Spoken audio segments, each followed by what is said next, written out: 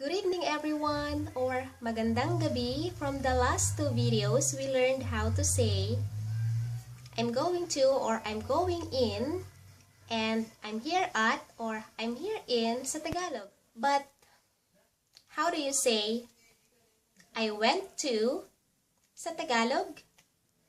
Nagpunta ako sa, nagpunta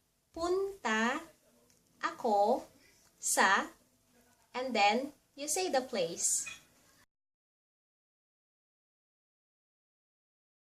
Halimbawa, you wanna say, I went in the kitchen. Nagpunta ako sa kusina.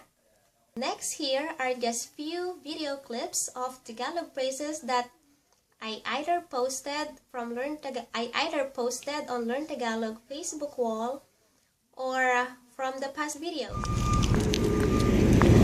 Andito kami sa AutoZone.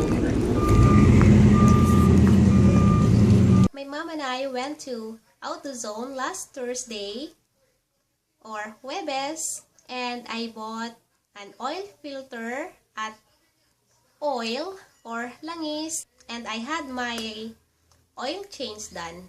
And after that, we went home, and next video, here's my mom cooking. Mama, anong ginagawa mo? Nagluluto ako ng pinakbet. So that's my mom cooking her favorite Ilocano dish, and I asked her what she's doing, and to ask someone what they're doing or to say what are you doing, anong ginagawa mo? Anong ginagawa mo?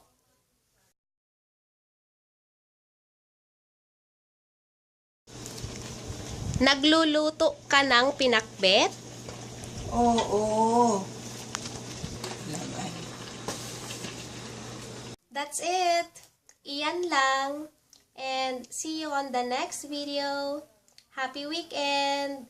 Good night. Bye-bye.